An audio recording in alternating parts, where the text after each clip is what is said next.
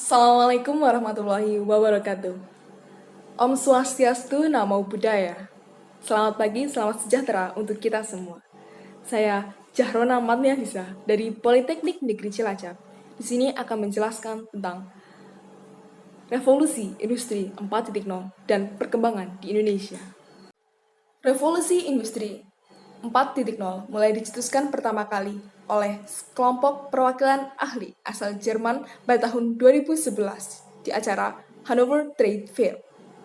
Dipaparkan bahwa industri saat ini telah memasuki inovasi baru di mana proses produksi mulai berubah pesat.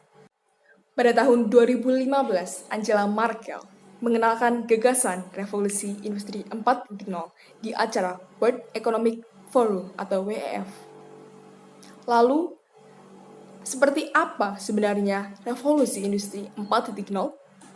Perkembangan revolusi industri 3.0 ke revolusi industri 4.0 sangat signifikan. Hal baru yang sebelumnya tidak pernah ditemukan di era revolusi industri 3.0 mulai ditambahkan. Para ahli meyakini era ini telah memasuki era revolusi industri 4.0 dikarenakan terdapat banyak inovasi baru. Di antaranya, Internet of Things atau IoT, Big Data, percetakan 3 dimensi, Artificial Intelligence, kendaraan tanpa pengemudi, rekayasa genetika, robot, dan mesin pintar. Proses tersebut dapat memberikan wawasan yang berguna bagi manajemen pabrik. Data yang diproses dengan alat canggih menggunakan algoritma dan analitik untuk menghasilkan informasi yang logik. Pendengar yang saya hormati, Indonesia pun saat ini mulai menggarap konsep revolusi industri 4.0 secara serius. Dilansir dari kompas.com pada tanggal 11 Juli 2018. Indonesia telah berkomitmen dan siap menerapkan industri 4.0 untuk membangun industri manufaktur yang berdaya saing global. Komitmen Indonesia ini ditandai dengan diluncurkan Making Indonesia 4.0 oleh Presiden Joko Widodo pada awal April tahun 2018. Penamaan Making Indonesia 4.0 menurut Jokowi sangat tepat karena memiliki arti yang bagus, yakni membangun kembali perindustrian Indonesia ke era baru pada revolusi industri keempat dan merevitalisasi industri secara nasional secara menyeluruh. Harapannya, dengan implementasi industri 4.0, Indonesia dapat mencapai top 10 ekonomi global pada tahun 2023 melalui peningkatan ekspor neto kita kembalikan sebesar 10% dari PDB, kata Presiden Joko Widodo. Berdasarkan peta jalan Making Indonesia 4.0, Kementerian Perindustrian telah menetapkan 5 sektor manufaktur yang akan diprioritaskan pengembangannya pada tahap awal agar menjadi percontohan dalam implementasi revolusi industri generasi keempat di tanah air.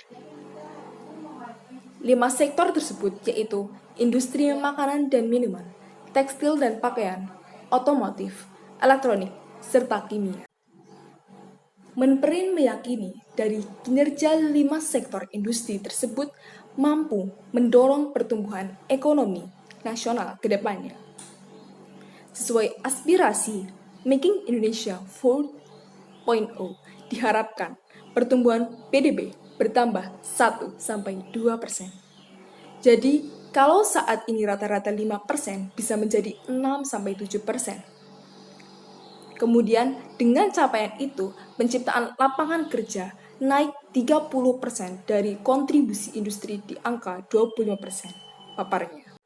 Kementerian Perindustrian mencatat periode triwulan 1 tahun 2018, industri pengolahan non-migas tumbuh sebesar 5,03%, naik dibanding periode yang tahun 2017 sekitar 4,80%.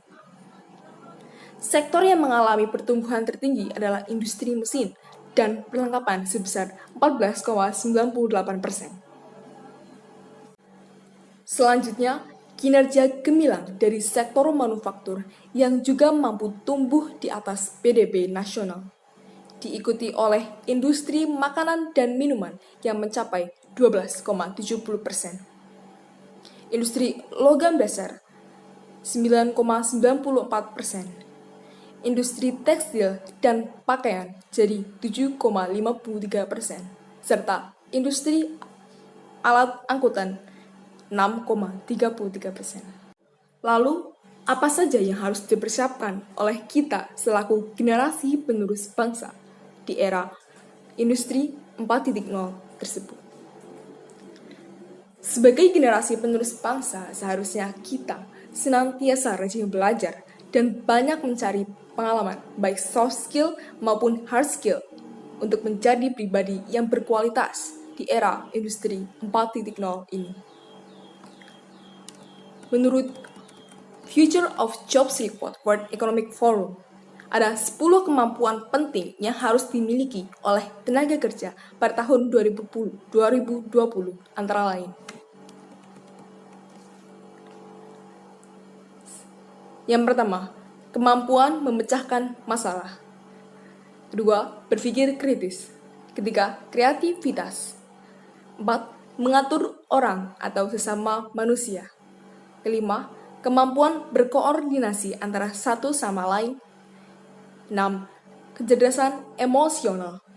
7, kemampuan mengambil keputusan. 8, orientasi layanan. 9, kemampuan bernegosiasi. Dan 10, fleksibilitas kognitif. Pendengar yang saya hormati, dari penjelasan saya di atas dapat disimpulkan bahwa di seluruh dunia saat ini sedang berlomba-lomba untuk mengembangkan industrinya menuju industri 4.0 termasuk Indonesia. Sehingga sebagai generasi penerus bangsa, hendaknya senantiasa menyesuaikan perkembangan zaman dengan cara belajar dan mencari pengalaman. Pendengar yang saya hormati, demikian dari saya. Terima kasih atas waktunya. Wassalamualaikum warahmatullahi wabarakatuh. There's a house we can build. Every room inside is filled with things from far away. The special things I compile, each one there to make you smile on a rainy day. They can say it all sounds crazy.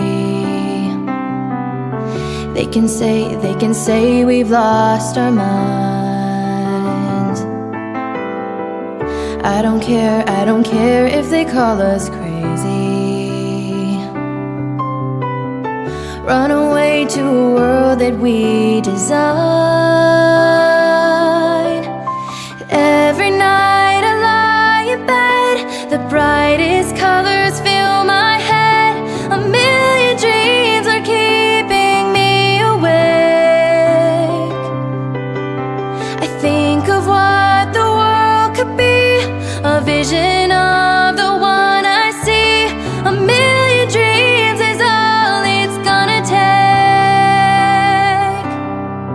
Oh, a million dreams for